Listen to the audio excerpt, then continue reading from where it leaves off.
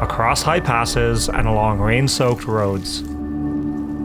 Through fields and forests, following the course of rushing rivers. Along misty mountain roads, through quiet villages with friendly company, battling the elements and busy highways. This is cycling across the Southern Balkans. As I crossed into North Macedonia alongside the sparkling water of Lake Ohrid, a quick ride from the border brought me to the Black Drin River Springs and historic St. Naum Monastery. This was the beginning of my final push across the European continent.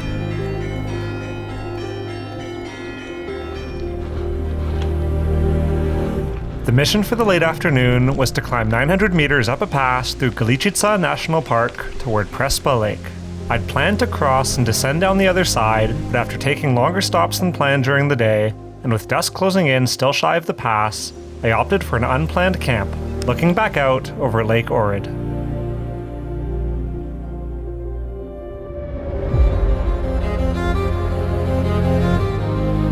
This ended up being one of the most spectacular camping views I'd had in Europe.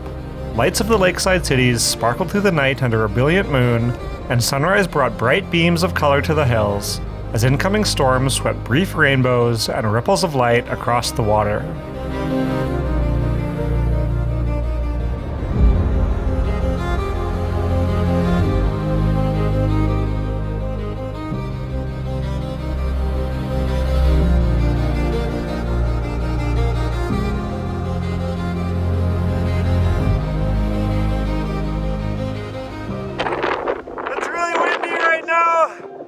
Got some rain coming, likely.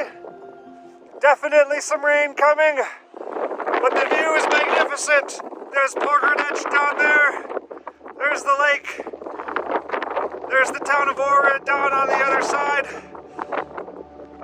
And today I just gotta go over top of this pass.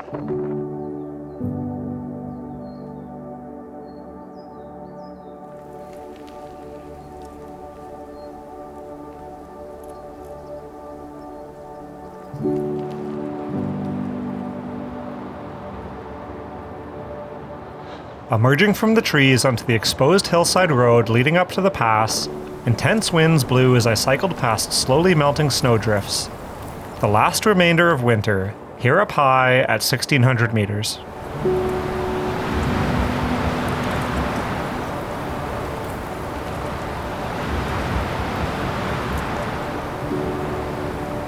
It was a quick morning push to the summit, and as the winds began to close in behind me, I began the long descent down to Prevala Lake.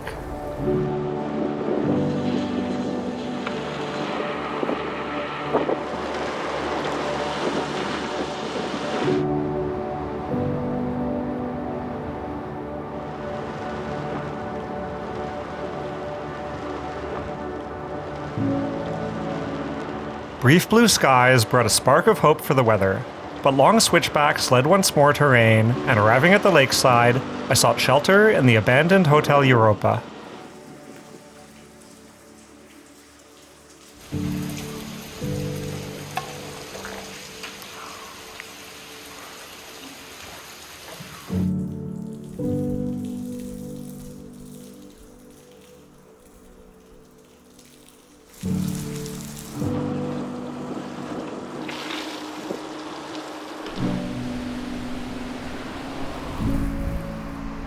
After a few hours out of the miserable, dreary weather, I pushed on east along the shores of the lake. Once more, however, the spring sunshine was fleeting. More rain!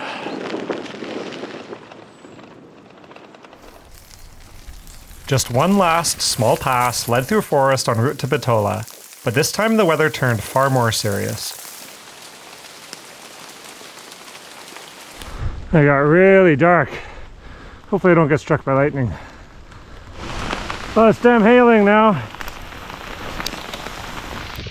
I'm still biking up the pass here on the way to Bitola. Got about 15 or 20 kilometers left to the town. Been caught in a little bit of a rainstorm, hailstorm, thunderstorm. It's a little miserable, but at this point I'm in it, so might as well just keep pushing on. And in Bitola I'm gonna get a apartment or a hostel. I need to charge and shower and get some warm food in me. So yeah, time to carry on. Fucking big thunder crack just above me, so I'm kind of hustling now. So I made it to this church. It's a bit of a scary ride. It was all uphill and the thunder was coming and it got really exposed. There was no more trees on either side. It was just riding up the side of a hillside. Now the rain's actually stopped. I think the storm is passing, but I'm still gonna take a bit of shelter. My phone and GoPro ran quickly out of batteries in the freezing wet weather. Honestly, this afternoon just straight up sucked. Luckily, the route into the city was pretty straightforward after this, and I managed to sort out a SIM card, cash, warm food, and a place to rest another day as more rain fell. Finally recovered, I left town, stopping for a tour of the historic Heraklia Lyncestis, an ancient Greek and Roman settlement inhabited from the 4th century BC to 6th century AD, and today a decently preserved site and collection of ruins.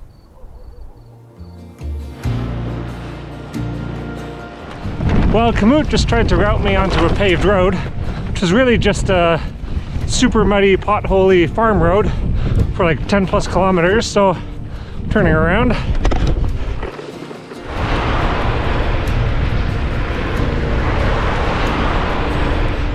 I've been just putting the pedal to the metal, trying to go make some distance because now it's 10 to 3 o'clock in the afternoon.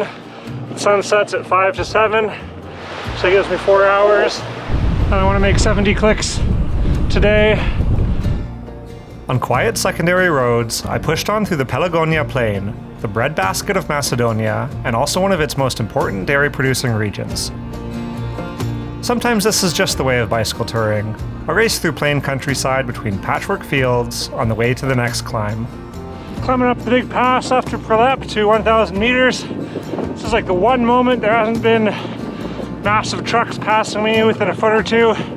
Finally a moment of peace.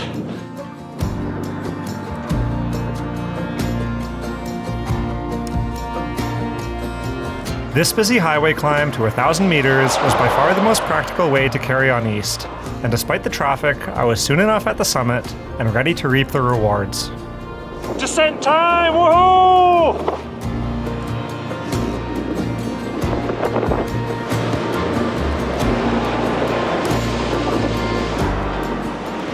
First 500 vertical meters of the descent down, crushed about 15 kilometers in 20 minutes, 250 meters of descent to go.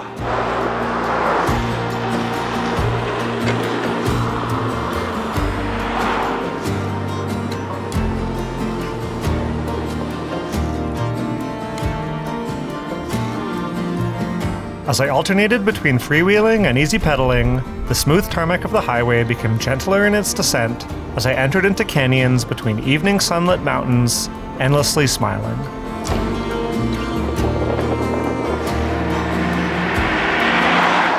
Well, it's sunset now.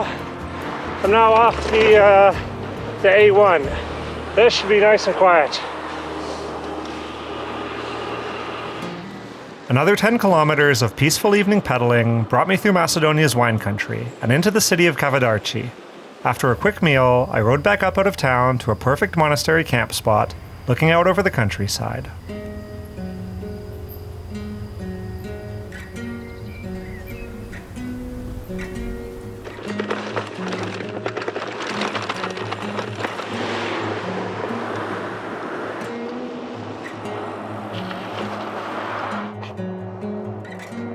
Under blue skies in the morning, I pushed east across the Vardar River, and immediately into the Demir Kapija. With a name meaning literally Iron Gate, this imposing canyon choke point, barely a kilometer long, was once a passage from the coast to the interior, but is now transited by several long tunnels. So yeah, there is a route on the other side of the river, but it turns into single track and adds about 150 meters of elevation. And while I usually go for that, I'm just trying to make distance as fast as possible right now to outrun a storm that's coming in the next few days. I gotta get over the mountains. It's pretty, wow. Look at this place, holy moly.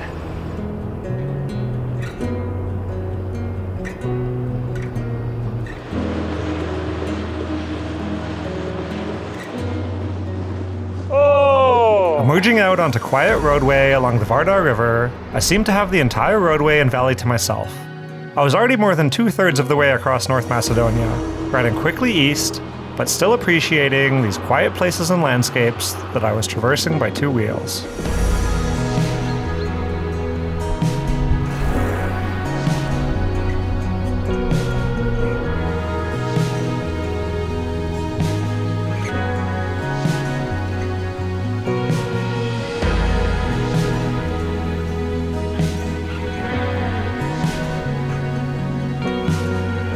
After riding alongside the river for about 20 kilometers, I turned north across a small mountain chain, heading over a busy connecting highway with little shoulder. It was a less than optimal 400-meter climb, but I just quieted my brain and pushed on quickly enough over the pass.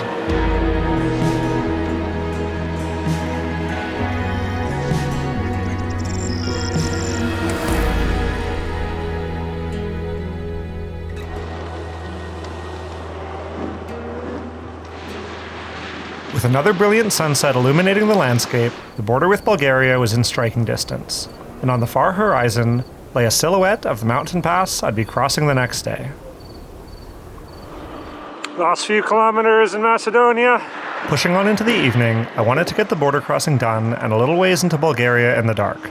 After the disastrous road to Bitola, I was diligent in checking the weather for the passes up ahead, and in a few days, a storm was forecasted to drop 50 millimeters of rain, followed by 15 centimeters of snow in Smolyan, just below the 1,700-meter pass I needed to cross.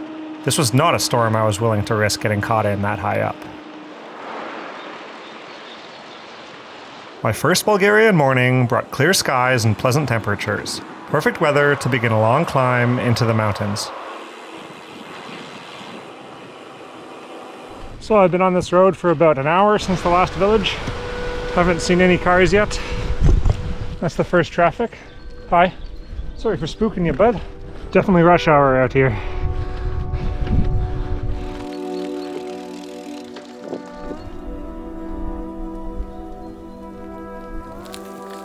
This pass, known as the Paril Saddle, is a remote crossing of the lesser-known mountains in far southwest Bulgaria, climbing on a remote rough road up to nearly 1,200 meters. This connection is part of the Eurovelo 13 route I'd now joined up with, and it was just so peaceful out in the forest.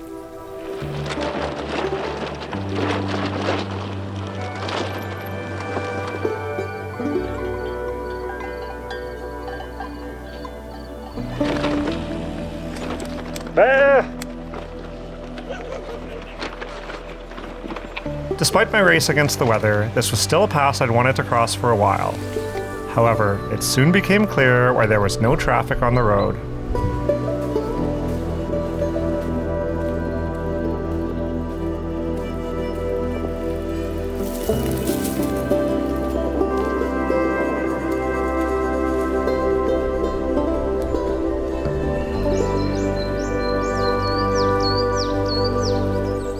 This trail was just so rough. Big washouts, ruts, sand, steep. I'm finally at the top of this pass, about 1,200 meters.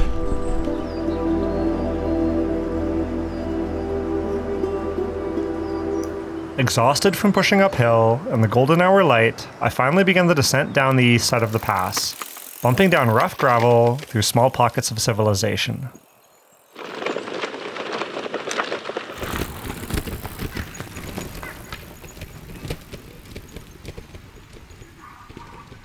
Oh, the sweet goodness of pavement. Pushing on into the dark, I took advantage of the pleasant evening air until I could arrive to a town for a late dinner and then find a wild camp next to the Mesta River.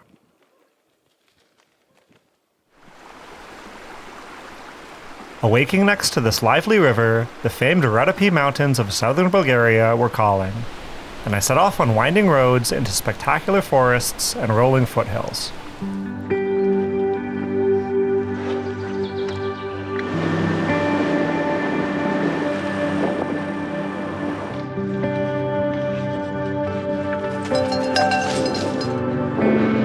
The first thing I noticed was the presence of countless picnic shelters and water fountains. As it turns out, the municipality of Satovcha here has the most public drinking fountains per capita of anywhere in the world.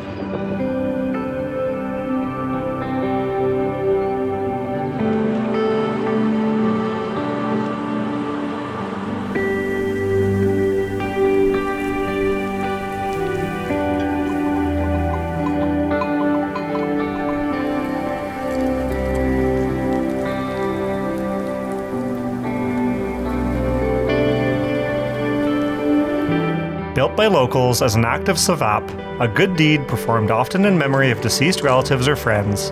These public shelters and water fountains, known as Cheshmas, are vital free public infrastructure in the Rhodopes, and enduring monuments to the community. I rarely went more than a kilometer or two without passing another, and they were just one of the incredible aspects of the Rhodopes that made me fall in love with this area. Got a little bit of surprise rain today.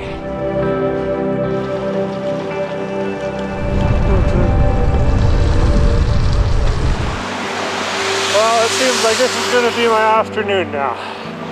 Dealing with rain again. Well, the rain's pretty much stopped. The road's very wet though.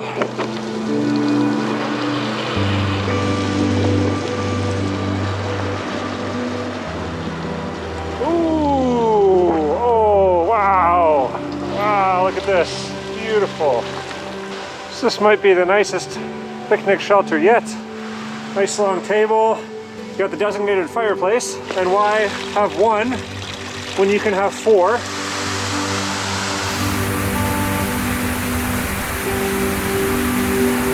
Well, the rain's starting to clear up and the view is absolutely spectacular. Look at this. Look at this. Look, life is so beautiful right now.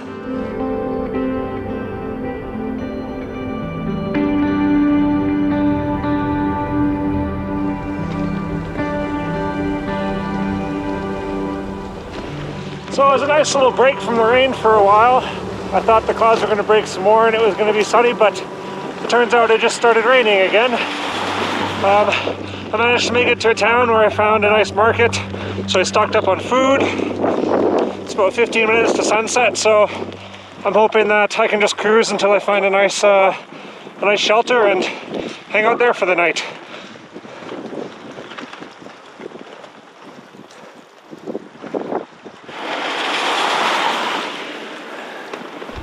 Ooh, there's a little chapel up on top of the hill. That could go. Okay, so I found a good spot for the night. Just came up from the road right there. Clouds actually broke behind me, but it was raining quite hard there. You see it going in that direction, filling up the valley. It's a little chapel on top of a hill. So it's got a washroom. More picnic tables down here. Little fire pits. This definitely got wet inside here, but there will be somewhere either in there or in here I can pitch my tent. Yeah, I think this will do. I pitched my tent on the dry floor of the picnic shelter, and mist rolled in peacefully over the hills as I slept soundly. In the morning, I awoke to a spectacular sunrise over the mountains, and more mystical mist dancing through the hillside villages and forested ridgelines. These mountains were just so magical.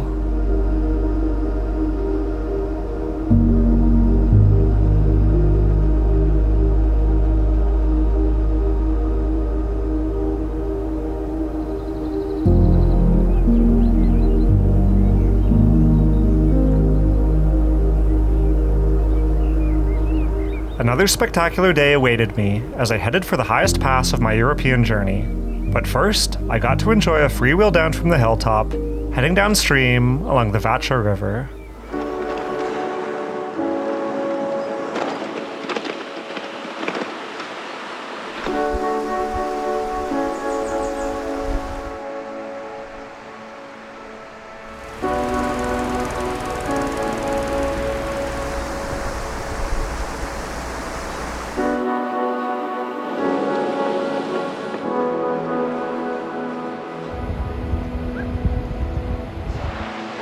Fish hatchery there.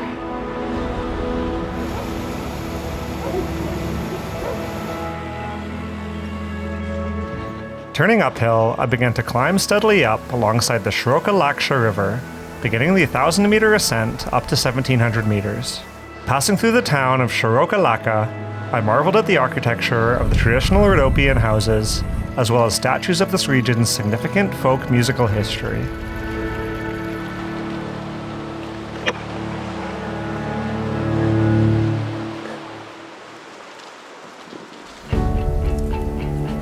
Turning away from the river, I rose quickly through fields into towering pine forest, thankful to have timed my weather window to absolute perfection to climb to 1,700 meters and cross the Prevala Pass.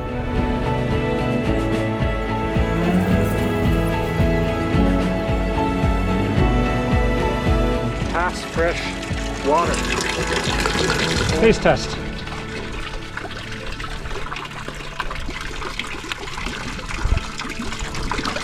Oh, that's crisp. It's so good. It's so good. With the climb complete, it was time for a stunning descent back down 1,000 meters through the mountains. Long downhill towards Smolyan! Yeah!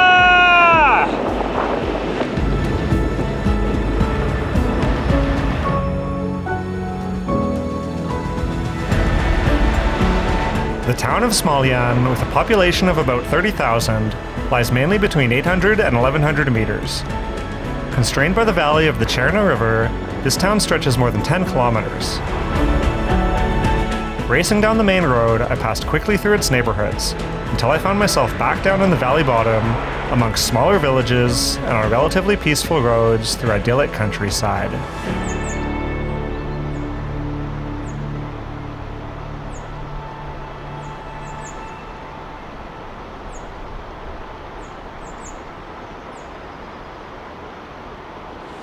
Still wanting to get over the last 1,000-meter pass before the storm I'd been trying to outrun for multiple days was forecast to come through, I pushed on for one last 400-meter climb in the evening air.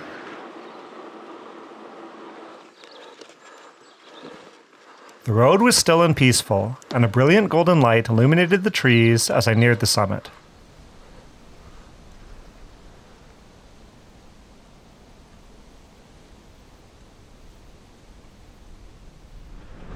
After a quick stop to check out yet another beautiful roadside picnic shelter, I crested the pass and began a 15-kilometer, 600-meter vertical descent down to the city of Zlatograd to wait out the weather.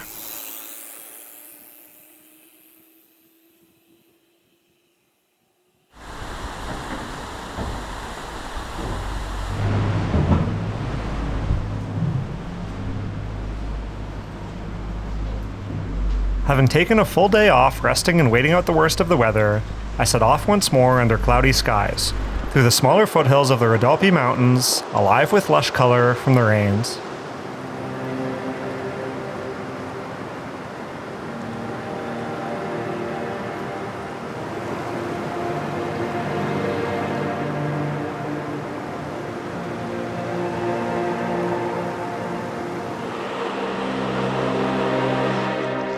Six doggies. Hello, doggies. Oh, you guys are so cute, though. Wow.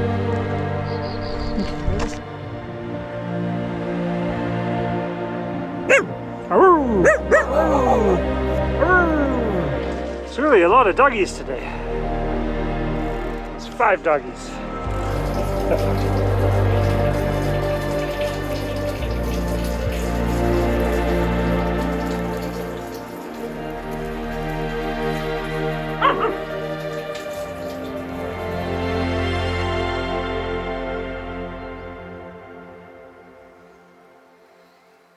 Finding a shortcut on a serene single-lane road, I climbed through quiet countryside, but soon was faced with the imminent arrival of yet more spring storms rolling in.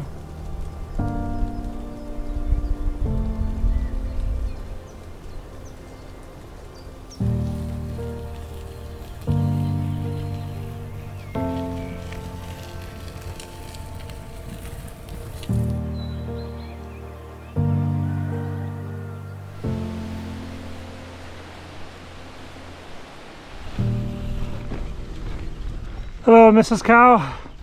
So another storm did come. There was one very dramatic lightning strike and thunderclap. So I'm pretty close to the top of a mountain, so I got a little shelter right here, the bus station. So I'm gonna just shelter in there until looks like it's safe to resume. So I'm just hanging out at a little picnic shelter because it's now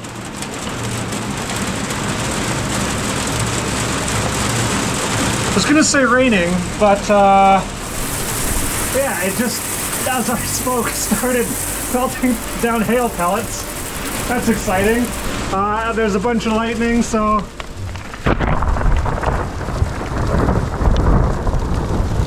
I have to note that sheltering from lightning in an open-sided metal shed is not at all a good idea. However, for this brief period of intense weather, it seemed like the most practical shelter. But at least I lived and learned, and survived to carry on this incredible cycle journey.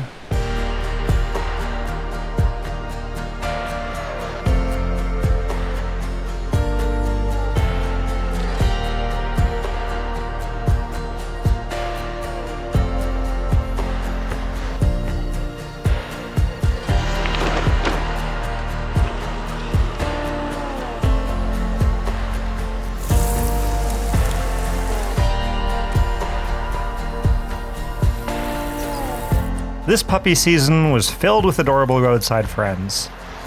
And unlike stories I'd heard before of stray dogs in the Balkans, the vast majority of dogs in this region were super friendly and curious. Little sparks of joy in otherwise gray days.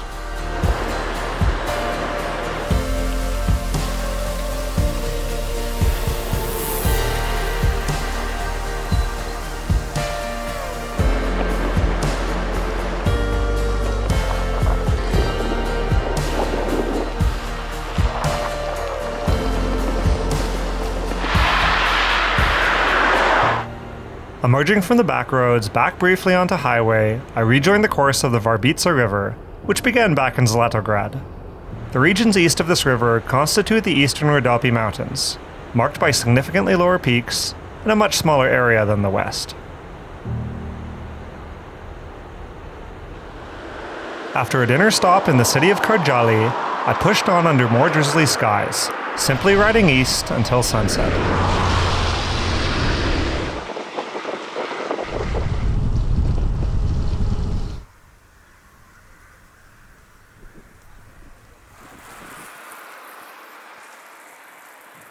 The top of a small, nondescript hill about a dozen kilometers outside of town was my home to pitch up for the night.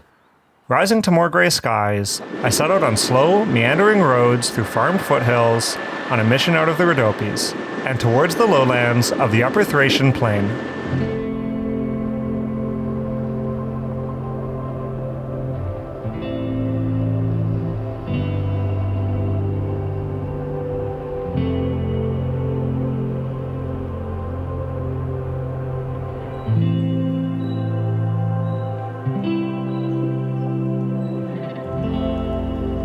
This was another day of just simply turning the pedals, cycling through a wet grey emptiness, not much to see except endless patchwork farmland and forest. But yet still my happiness came from the peace and quiet, and the ability to make distance without too much work or traffic caution.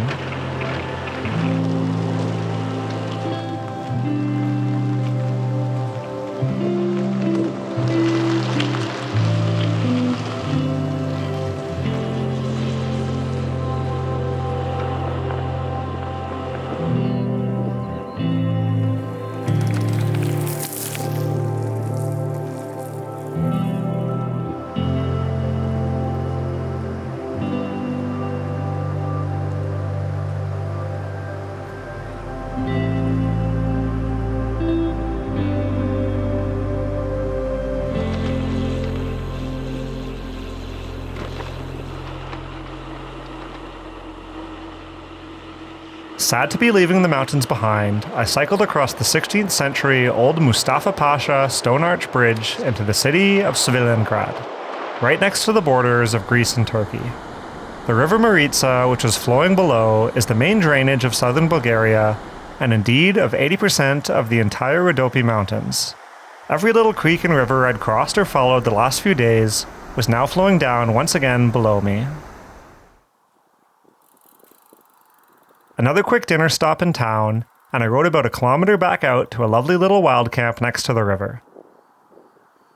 This was my last night in Bulgaria before crossing into Turkey and new adventures into far-off lands.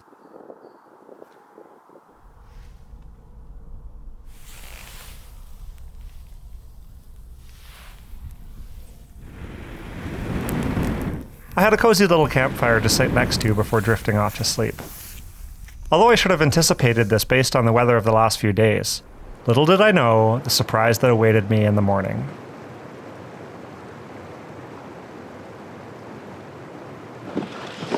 Well, this is exciting. So I camped next to the river last night and the water level came up about a foot. This is where I came through last night. So I'm now on an island, which is less than ideal. I mean, it's not like the end of the world, just have wet feet.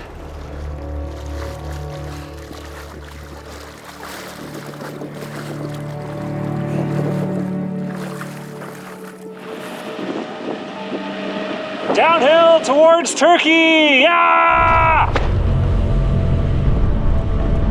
Out of Bulgaria, in no man's land, on towards Turkey.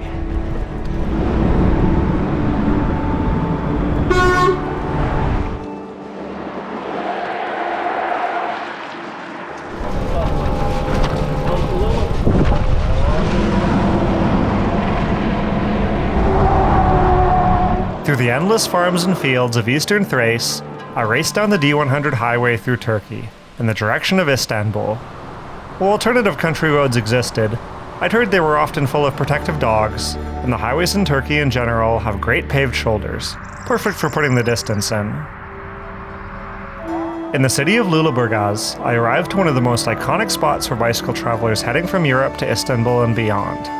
The Luleburgaz Bicycle Academy is one of 5 academies in the city created by the government to provide education to the population. But most significantly, the Bicycle Academy also provides free accommodation to traveling cyclists. The facilities and host were so wonderful that I ended up spending 2 nights, enjoying time with other travelers passing through, and honored to be one of the hundreds hosted every year. I've been on the D100 for 75 kilometers today from Luleburgaz.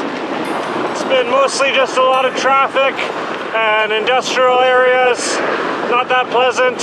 And now I'm coming up next to the Sea of Marmara. Where'd my shoulder go?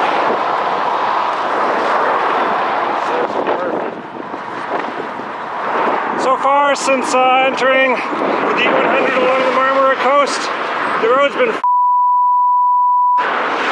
drivers give no about anyone's safety here. That are totally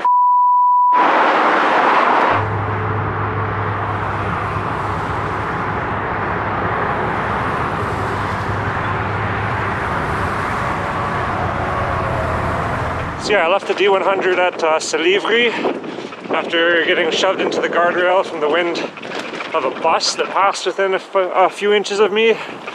I had enough of that. The shoulder just vanished, so the riding was not safe. For another 30 kilometers, I pedaled into the evening, managing to stay off the highway by following parallel back roads.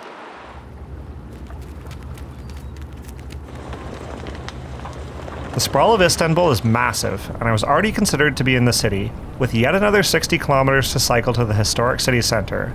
I found a peaceful wild camp right on the seaside, in one of the last undeveloped coastal pieces of land. Then with grey clouds clearing, I awoke and set off through the suburb of Büyükçekmece for the last day of my journey across Europe.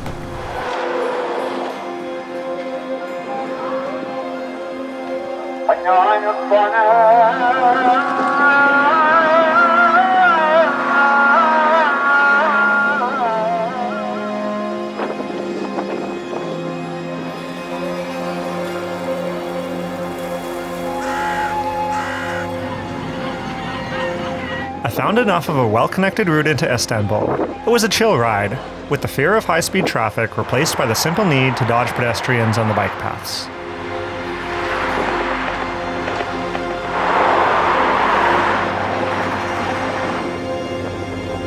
As I began to see countless cool cats on the coastline, perhaps some of Istanbul's most infamous residents, it was clear I'd arrived into the historic city. Along the shores of the mighty Bosporus Strait, I reached the endpoint of this incredible stage of my journey around the world. Europe complete. Another continent crossed. For a few days, I got to relax in the city, discovering its astounding historic sites, bustling bazaars, lively culture, and hidden charms. This transcontinental metropolis of more than 15 million people was absolutely mind-boggling to experience, and a great way to cap off 4 months of cycling 7,500 kilometers across Europe.